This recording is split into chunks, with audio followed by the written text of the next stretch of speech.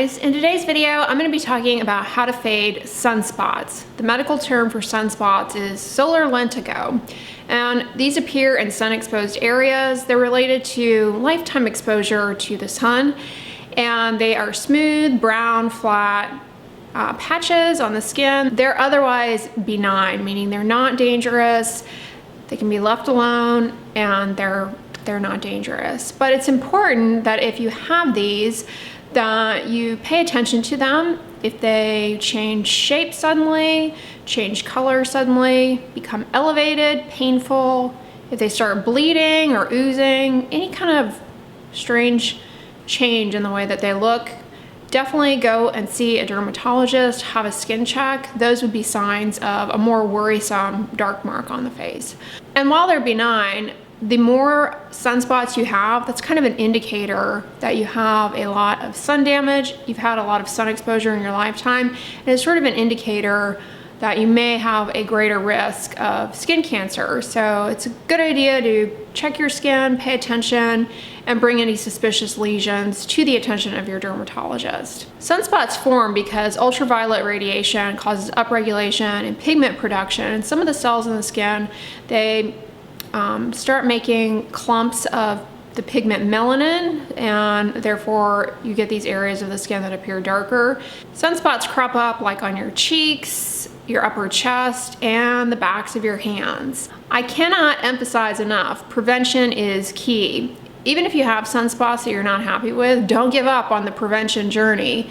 And by prevention, I mean protecting your skin from the sun all year, every day. Wearing a broad spectrum sunscreen, SPF 30 or higher.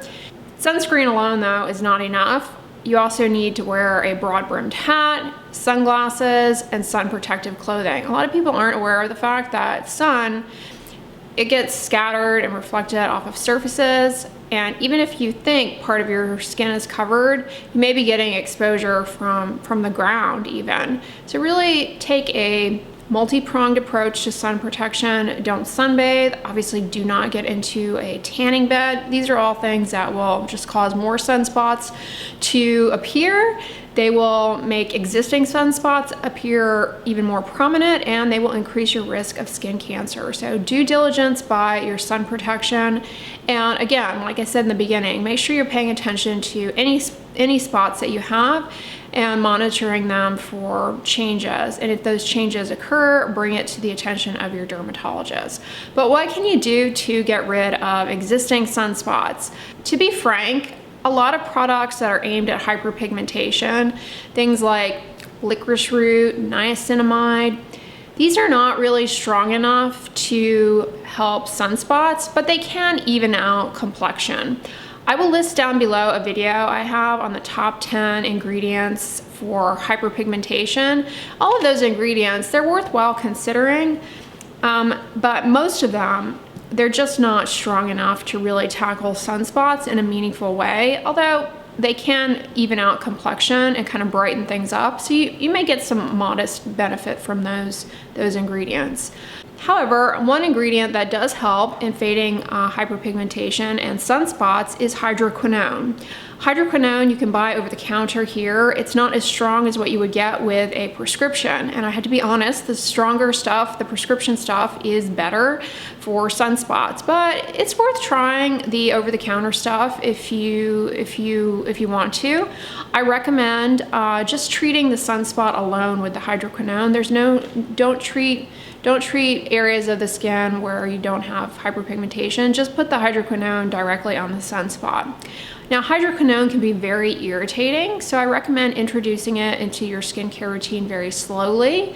And a good way to introduce it is to try it just to the spot, just a tiny little bit, just to the spot at nighttime. Just put a tiny drop in the center of the spot and then spread it out to the periphery. Try it at nighttime, maybe every other night for a few weeks. See how you tolerate it. And if it's not too irritating, then bump it up to every night and see how that goes. And after that, you can even try using it twice a day. And I would say try using an entire tube of Ambi Fade Cream to that one sunspot. And if it doesn't do anything, if it doesn't help, then don't buy another one. I say Ambifade cream because that's one of the most common over-the-counter hydroquinone creams, one of those more popular ones, but there are a ton on the market, and they're all pretty much the same. But I'll list that down below. The other active ingredient that definitely can help sunspots is topical vitamin A. Now, I have tons of videos on topical vitamin A, and as you'll recall from those videos, there are a few different forms of vitamin A. You have your retinols, which are really popular, and retinaldehydes, which are really popular in cosmeceutical products that you buy over the counter, in the department store, etc. Those really probably are not going to do much for solar lentigos. They're not quite strong enough. Really, the prescription stuff is the best. Specifically, tretinoin has been shown to improve sunspots.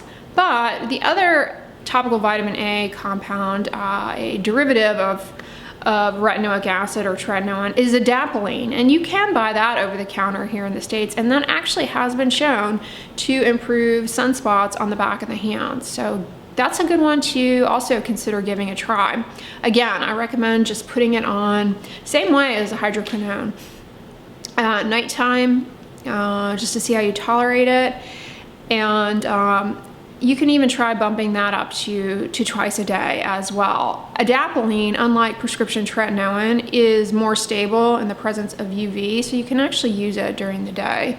So you could use it twice a day if you tolerated it. When it comes to retinols, you might get some modest benefit from using a retinol as well. So those two are worth a try. I specifically recommend the Neutrogena Rapid Wrinkle Repair Regenerating Cream, the fragrance-free version. That one is really good for the backs of the hands because something about a vehicle by itself really helps kind of brighten things up, and it's really easy to tolerate. It's a slow release formulation, so it's less irritating. I can't comment on to what extent that's necessarily going to improve the sunspots, but it's a topical vitamin A that, I would say worth considering, pretty affordable. Now, if you're really motivated, you actually can combine adapalene and hydroquinone, treating the same spot together. As with anything, the more ingredients you use, the more likely you are to have irritation. So introduce both ingredients, again, very slowly, and you can use both of them twice a day to that spot. That's a really, probably a more aggressive approach, but you might get better results. The key though is that if you develop irritation, you definitely want to back off. Anything that's irritating to your skin can worsen hyperpigmentation issues. But if it's not irritating to you, then the combination of the two is something that you might want to give a try. When it comes to the prescription stuff, you have prescription tretinoin and prescription hydroquinone, and then you have combination products like Triluma that has tretinoin, hydroquinone, and a low potency anti-inflammatory to kind of calm down irritation. That medication works well for sunspots in many cases. Do know though that with these topicals, the hyperpigmentation and the sunspot, it can come back after you've used the product and gotten benefit, especially if you then go out in the sun. So make sure that you continue the aggressive sun protection with and long after treatment. The other thing your dermatologist can do for you to improve the look of sunspots is a chemical peel. Now, there are a ton of products you can buy in the store that are labeled as peels, but none of these are at strengths and concentrations that will actually address this issue. The in-office chemical peels are really the way to go, and there are a variety of them. They can help brighten up sunspots, things like a Jesner's peel. The other treatment that works quite well for sunspots is laser therapy.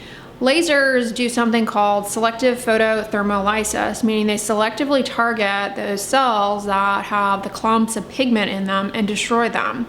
And when you have a sunspot treated with laser, what will happen is the spot will first turn white, and then it will kind of crust up and flake off and fade away. And you can get really nice results with laser treatment for sunspots. There's also cryotherapy, basically liquid nitrogen, a freezing spray that is directed at the sunspot, less precise than the laser. and it can be painful, of course, but you can see pretty good results with that as well. Kind of the same process. The spot crusts up and fades away. One thing to keep in mind though with chemical peels, lasers, so you have prevention with sun protection, and then you have these treatment modalities, either topical medications or procedures. With the treatment modalities, one thing to be aware of is that all of them, either the topical and then of course the procedures, can be irritating. And whenever you have irritation, like I said earlier, you have more of a risk for what's called post-inflammatory hyperpigmentation. And you have to be really, really careful when you go out in the sun, obviously. But you also have to be aware of the sun exposure that comes through the window. UVA comes through window glass and can really make your journey to fading your sunspots kind of go in the wrong direction. It's subtle, but it definitely can play a role. And so it's a good idea to, again, daily wear sunscreen, even if you're not going outside and you're mostly indoors. I recommend wearing a mineral sunscreen that is tinted. The reason for this is that mineral sunscreens tend to be less irritating, so reduces the risk of irritation from the sunscreen, and they offer good broad spectrum protection against UVA, and some mineral sunscreens may protect a little bit against blue light as well. Blue light is part of the visible light spectrum, and we have increasing evidence to show that blue light contributes to hyperpigmentation, so protecting against that is also a good idea. And beyond the mineral sunscreen active ingredients, the zinc or titanium dioxide in the sunscreen, the key with the tinted is that tinted sunscreens have an ingredient called iron oxides, which can protect against those pro-pigmenting wavelengths of visible light, the blue light. That also will come through window glass and largely comes from the sun. To a small, possibly meaningless extent also comes from like our devices and stuff, but the main source that you have to worry about is the sun. I will list down below in the description box some great tinted mineral sunscreens for people hoping to fade hyperpigmentation, whether it be sunspots or post-inflammatory hyperpigmentation. And I personally really like the MD Solar Science tinted sunscreens. I think they're really a good option. I love the Color Science face shield. It's a tinted mineral sunscreen. Aven makes a very good tinted mineral sunscreen. But yeah, you can't underplay sun protection in the journey to fading sunspots. Those are my tips. I hope they were helpful to you guys. And if you like this video, give it a thumbs up, share it with your friends. And as always, don't forget, sunscreen and subscribe. I'll talk to you guys tomorrow. Bye.